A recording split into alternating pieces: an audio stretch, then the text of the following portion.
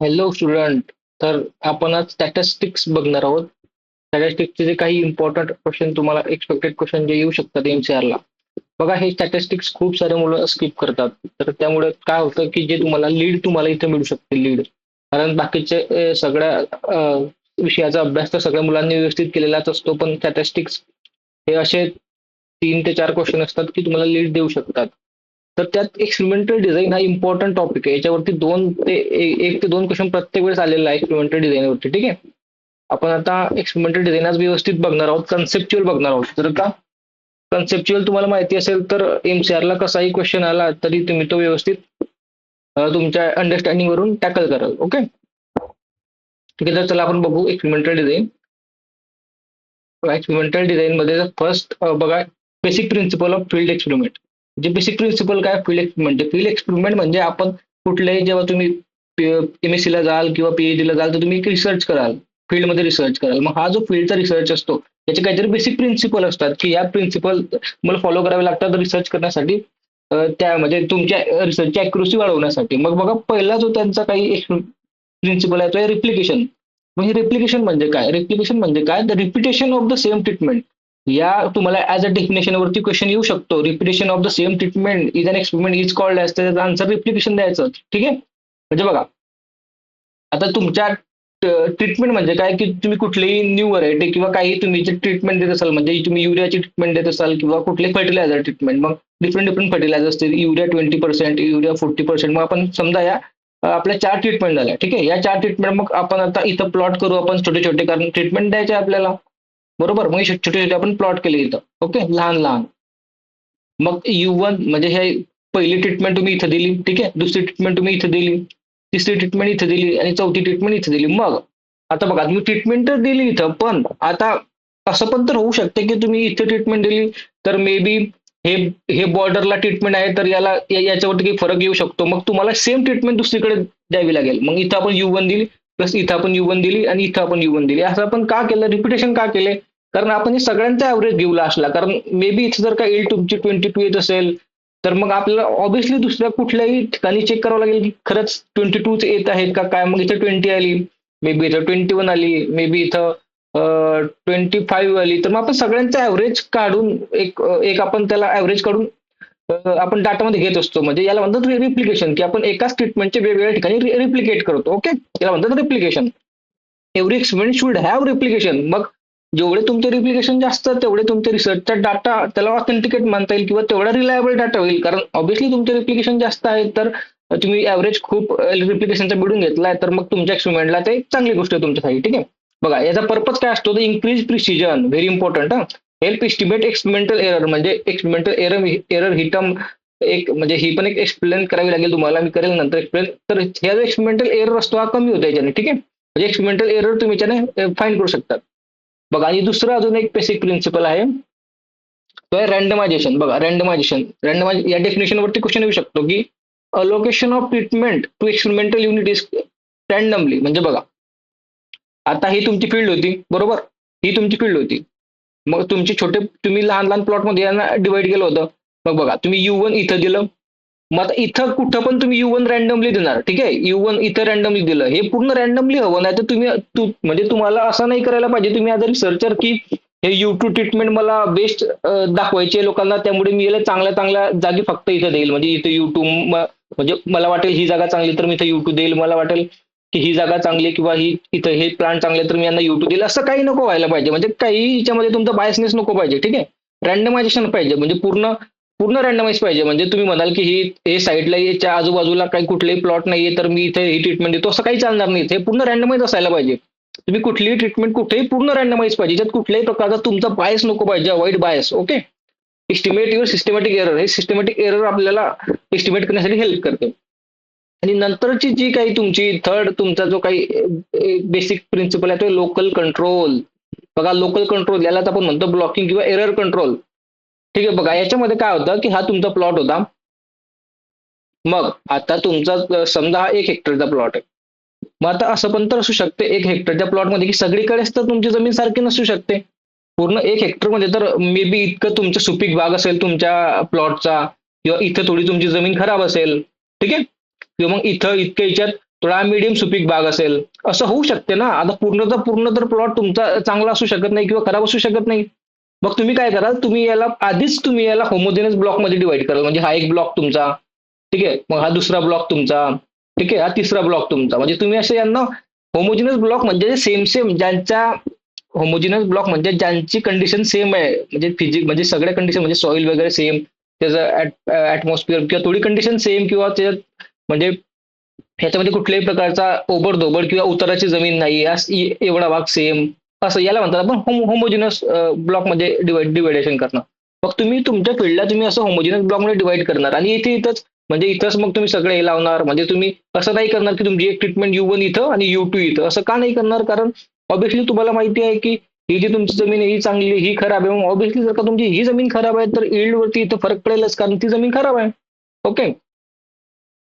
याला म्हणतात आपण लोकल कंट्रोल, की तुम्ही लोकल लेवलला करतात. हा म्हणजे तुम्ही लोकल लेवलला बघतात की ठीक आहे, आता ही जमीन आपली इथून खराब आहे, इथून सुपीक आहे, तर आपण याला असं कंट्रोल करू व्यवस्थित. ठीक आहे. आणि एक महत्वाची गोष्ट म्हणजे तुम्ही लेक्चर बघता, त्याला लाईक पण करत नाही आणि सबस्क्राईब पण करत नाही. ठीक आहे, हे थोडं कुठेतरी म्हणजे हर्ट होते. ठीक आहे, तुम्ही ऍटलीस्ट सबस्क्राईब तरी करा चॅनल. ओके. बघा, आणि local control reduce experimental error, की हा एक्सपेरिमेंटल एरर कमी करतो. Divide experimental into homogeneous groups, जसे आपण डिवाइड केले आणि he makes the statistical more powerful. Okay. तुम्हाला डेफिनेशन वरती क्वेश्चन येऊ शकतो किंवा असं विचारू शकतो MCR की होमोजिनस ग्रुप्स आपण कोणत्या बेसिक प्रिन्सिपल मध्ये यूज करतो, तर लोकल कंट्रोल. ओके. आता बघा टर्मिनॉलॉजीवरती क्वेश्चन, कारण आधीही MCRने क्वेश्चन विचारलेले आहेत टर्मिनॉलॉजीवरती आणि आताही ते टर्मिनॉलॉजीवरती क्वेश्चन विचारायचे खूप चान्सेस आहे. बघा, ट्रीटमेंट म्हणजे काय, तर factor under comparison in experiment. बघा, आता कोणते फॅक्टर की जे आपण कंपॅरिझन करतोय, जसं की variety, variety V1, variety V2, variety V3, म्हणजे कुठलीही एक व्हरायटी असेल, चार व्हरायटी आपण त्या कम्पेअर करायचे आपल्याला, की कुठं त्यांची इल्ड किती किंवा डिफरंट डिफरंट पॅरामीटर्स, तर आपण तेही आपण कंपॅरिझन करू शकतो. ठीक आहे, त्याला आपण म्हणतात ट्रीटमेंट किंवा मॅन्युअर्स. जसं की मी आता युरियाचं एक्झाम्पल घेतलं होतं. ठीक आहे, cultivation practices, seed treatment, insecticide, याला म्हणतात आपण ट्रीटमेंट, की जे आपण ट्रीटमेंट म्हणजे जे पण आपल्याला काही टेस्ट करायचे आपण त्याला म्हणतो ट्रीटमेंट. बघा, नंतर experimental unit, the smallest unit to which treatment is applied. बघा, एक्सपेरिमेंटल युनिट म्हणजे बघा, आपण हा आपला 1 हेक्टरचा प्लॉट होता आणि आपण याला डिवाइड केलं होतं प्लॉट्स मध्ये छोटे छोटे. ठीक आहे, हे जे लहान लहान प्लॉट्स आहे किंवा हे छोटे छोटे जे प्लॉट्स आहे, ठीक आहे, याला आपण म्हणतो एक्सपेरिमेंटल युनिट. म्हणजे हा इतका तुमचा एक युनिट झाला एक्सपेरिमेंटल युनिट. ठीक आहे, हा तुमचा एक युनिट झाला एक्सपेरिमेंटल युनिट. कळतंय का तुम्हाला? Hello. Okay. It's not live lecture. Okay. बघा, हे हे तुमचे लहान लहान जे प्लॉट आहे याला आपण म्हणतात एक्सपेरिमेंटल युनिट. ओके. ठीक आहे, याला आपण म्हणतात एक्सपेरिमेंटल युनिट किंवा प्लॉट ऑफ लँड. बघा, एक्झाम्पल प्लॉट ऑफ लँड, किंवा छोटे जे आपण ही प्लॉट ऑफ लँड आपण घेतली, किंवा पेशंट इन हॉस्पिटल, हे आपल्या ऍग्रिकल्चरच्या स्टडीमध्ये येत नाही, ते तिकडे दुसऱ्या स्टडीमध्ये येतात, ते मेडिसिनच्या स्टडीमध्ये येतात ते. Okay. Experimental error very important, तुम्हाला विचारू शकता त्याच्यावरती की variation due to uncontrol factor is म्हणजे रिलेटेड, तर एक्सपेरिमेंटल एरर तुम्ही त्याला आन्सर द्यायचा. ठीक आहे. त्यानंतर बघा एक्सपेरिमेंटल डिझाईन्स. बघा, हे डिझाईन पण व्हेरी इम्पॉर्टंट आहे, डिझाईनवरती पण क्वेश्चन विचारलेले आहेत MCRने. बघा, तर पहिली जी डिझाईन्स आहे ती आहे कम्प्लिटली रँडमाइज डिझाईन. बघा, कम्प्लिटली रँडमाइज डिझाईन म्हणजे काय, ही जर का तुमची म्हणजे ही जर का तुमचं, मी प्लॉट नाही म्हणत आहे, तर हे जर का तुम्ही तुमची डिझाईन आहे, ठीक आहे, म्हणजे तुम्ही सपोज करा, कन्सिडर करा, तर हे तुम्ही कम्प्लिटली रँडमाइज कराल. म्हणजे U1 इथं, तर मग तुम्हाला वाटेल रँडमाइज म्हणजे U1 इथं किंवा U1 इथं परत, U1 इथं परत, U1 इथं परत, ते कम्प्लिटली रँडमाइज. इथं काही ब्लॉक वगैरे काही सिस्टम नसते. पूर्ण जो काही तुमचा स्क्वेअर आहे त्याला तुम्ही पूर्णचा पूर्ण स्क्वेअरला रँडमाइज कराल, तुमच्या मनाने कुठं पण रँडमाइज कराल, तुमच्या मनाने, म्हणजे बायस नको त्याच्यामध्ये. ठीक आहे. आता याच्यात क्वेश्चन काय येऊ शकतात MCR मध्ये, तर बघा, ही वन वे क्लासिफिकेशन, हे का वन वे असते मी तुम्हाला नेक्स्ट जेव्हा डिझाईन सांगेल तेव्हा सांगेल, कारण तिथं 2 वे येईल ना, मग मी तुम्हाला कम्पेअर करून दाखवेल. ठीक आहे. नो लोकल कंट्रोल, इथं कुठल्याही प्रकारचा आपण असे ग्रुप वगैरे फॉर्म करत नाही की चला हा ही सुपीक जमीनचा ग्रुप, हा तो सुपीक जमीनचा ग्रुप, असं काही करत नाही. कारण ही जी काही आपण एक्सपेरिमेंट आहे, ही याला आपण काय म्हणजे या डिझाईनला आपण म्हणतो ही लॅब डिझाईन. ठीक आहे, ही लॅब डिझाईन आहे. ठीक आहे, आणि याला आपण म्हणतो पॉट एक्सपेरिमेंट. हे व्हेरी इम्पॉर्टंट, कारण याचं जे काही मटेरियल असते ते होमोजिनियस असते, म्हणजे सगळं सेम असते, त्यात हे नसते. आणि बघा, हे पॉट एक्सपेरिमेंट वरती क्वेश्चन येऊ शकतो, व्हेरी इम्पॉर्टंट. तुम्हाला डायरेक्टली विचारू शकतात की pot experiment design is also called as completely randomize design. Okay. Pot experiment very important, directly येऊ शकतं. मॅक्झिमम डिग्री ऑफ फ्रीडम, तुम्हाला डिग्री ऑफ फ्रीडम टर्मिनॉलॉजी एकदम एक्सप्लेन करतो बघा. तुम्ही म्हणजे तुम्हाला हमेशासाठी लक्षात राहील, कारण हे तुम्हाला डिग्री ऑफ फ्रीडम आतापर्यंत कळालेलं नाहीये, हे मला पण माहिती आहे. ठीक आहे. डिग्री ऑफ फ्रीडम म्हणजे बघा काय असतं. समजा तुमच्याकडे 5 कलर्सचे रोज आहे. ठीक आहे. 5 कलरचे रोज आहे. एक ग्रीन कलरचा रोज, ग्रीन कलरचा रोज, रेड कलरचा रोज, व्हाईट कलरचा रोज, आणि कुठला पण एक कलर घ्या. White actually is not a colour. ठीक आहे. आणि कुठला पण एक कलर घ्या की जो येलो कलरचा रोज. ठीक आहे.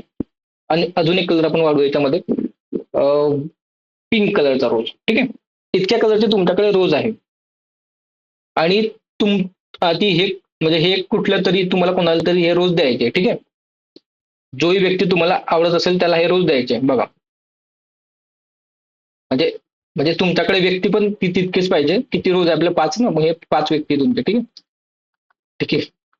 हे 5 व्यक्ती तुम्हाला हे रोज द्यायचे. मग तुम्ही जेव्हा आता इतके रोज तर तुमच्याकडे आहे, हे तुम्ही साईडला. ठीक आहे. हे तुमच्याकडे इतके रोज आहे तुमच्या बकेटमध्ये. मग आता तुम्ही गेले फर्स्ट पर्सन कडे. ठीक आहे. मग तुमच्याकडे चॉईस होती. किती चॉईस होती तुमच्याकडे बघा? 1 2 3 4 5. ठीक आहे. इतक्या चॉईस होत्या तुमच्याकडे. मग तुम्ही यांना हा रोज दिला ग्रीन कलरचा. ठीक आहे. यांना दिला हा रोज. बरोबर. ठीक आहे. दिला यांना रोज. हा रोज संपला आता. मग तुम्ही यांच्याकडे गेले. बघा तुमच्याकडे इथे चॉईस किती आहे? 1 2 3 4. ही चॉईस तर आधी संपली. मग तुम्ही यांना दिला व्हाईट कलरचा. सपोज यांना व्हाईट कलरचा दिला. ठीक आहे. मग तुम्ही गेले नेक्स्ट पर्सनकडे. ठीक आहे. तुम्ही गेले नेक्स्ट पर्सनकडे. मग तुम्ही त्यांना दिला रेड कलरचा. सपोज रेड कलरचा दिला. मग ही चॉईस तुमच्याकडे संपली. 3 चॉईस संपल्या तुमच्याकडे. ठीक आहे. मग तुम्ही गेले आता दुसऱ्या पर्सनकडे आणि तुम्ही दिला त्यांना हा येल्लोवाला. मग ही चॉईस संपली. पण हा जो लास्ट जो उरला हा व्यक्ती जो पण असेल तो, याला द्यायला तुमच्याकडे चॉईसच नव्हती. कळालं का? का चॉईस नव्हती? कारण ऑलरेडी तुमच्या ज्या चॉईस होत्या त्या संपल्या होत्या. मग आता डिग्री ऑफ फ्रीडम म्हणजे बघा, डिग्री ऑफ फ्रीडम आपण कसं म्हणजे कशाने डिनोट करतो? n-1. म्हणजे बघा n-1 म्हणजे याच्यात कसं असतं बघा. तुम्ही जेव्हा तुम्ही या रेड कलरचा रोज घेऊन इथं गेले होते तेव्हा बघा तुमच्याकडे काय होतं की तुमच्याकडे 5 हे जे तुमचे रोज होते 5 - 1 म्हणजे हा जो फॉर्म्युला डिग्री ऑफ फ्रीडमचा 5 - 1 म्हणजे तुमच्याकडे 4च फक्त तुमच्याकडे 4च चॉईस होत्या की तुम्ही 4 पैकीच एक देऊ शकणार रोज. ठीक आहे. जेव्हा तुम्ही दुसरीकडे गेला, जेव्हा हे 2 नंतर तुम्ही जेव्हा थर्ड टाइम गेले तेव्हा n-2 म्हणजे त्या व्यक्तीकडे तुमच्याकडे फक्त 3 चॉईस होत्या. मग तुम्ही जेव्हा फोर्थ व्यक्तीकडे गेले तेव्हा तुमच्याकडे फक्त 2 चॉईस होत्या. आणि तुम्ही जेव्हा लास्ट व्यक्तीकडे गेले तेव्हा तुमच्याकडे फक्त एकच चॉईस उरली होती. मग डिग्री ऑफ फ्रीडम आपण कशाने डिनोट करतो? n-1 म्हणजे तुमच्याकडे चॉईसेस आहे, किती तुमच्याकडे ऑप्शन्स आहे. ठीक आहे. कळालं तुम्हाला डिग्री ऑफ फ्रीडम? त्याला म्हणतात डिग्री ऑफ फ्रीडम. तुमच्याकडे किती डिग्रीचं फ्रीडम आहे. ठीक आहे. ओके. तुम्ही आता विसरणार नाही डिग्री ऑफ फ्रीडम बेबी. चला ठीक आहे. चला आता आरबीडी वरती तुम्हाला, आरबीडी इज व्हेरी इम्पॉर्टंट, कारण सगळ्यात जास्त फॉलो केलेली एक्सपेरिमेंटल डिझाईन आहे ही आरबीडी. बघा आता ही 2 वे क्लासिफिकेशन म्हणजे बघा इथं काय असतं की बा इथं रिप्लिकेशन ऑलरेडी केलेलं असतं. बघा हा आपला प्लॉट होता. तर आपण काय केलं, याला रिप्लिकेशन मध्ये केले. 3 रिप्लिकेशन केले आपण. ठीक आहे. ऑलरेडी रिप्लिकेशन केले. हे R1 R2 आणि R3 केलं, म्हणजे हे 3 रिप्लिकेशन केले आपण. आणि मी या रिप्लिकेशनला नाव दिलं, म्हणजे याच रिप्लिकेशनला आपण नाव देतो ब्लॉक. ठीक आहे. आपण एक ब्लॉक आणि हे 3 ब्लॉक झाले आपले. ठीक आहे. आरबीडी मध्ये काय केलं 3 आणि यांच्या नावामध्येच आहे, तुम्हाला पाठ करायची गरज नाही. बघा रँडमाइज ब्लॉक डिझाईन म्हणजे इथं ब्लॉक केले आपण. बघा इथं पहिला क्वेश्चन येऊ शकतो की number of block is equal to number of replication. बघा नंबर ऑफ ब्लॉक, बघा किती ब्लॉक आहे. हा B1 ब्लॉक, हा B2 ब्लॉक आणि हा B3 ब्लॉक. ठीक आहे. नंबर ऑफ रिप्लिकेशन म्हणजे जेवढे ब्लॉक तेवढे रिप्लिकेशन. बघा एक रिप्लिकेशन, जे दुसरं रिप्लिकेशन आणि थर्ड रिप्लिकेशन, कारण आपण रिप्लिकेशनला इथं ब्लॉक म्हटलंय. ठीक आहे.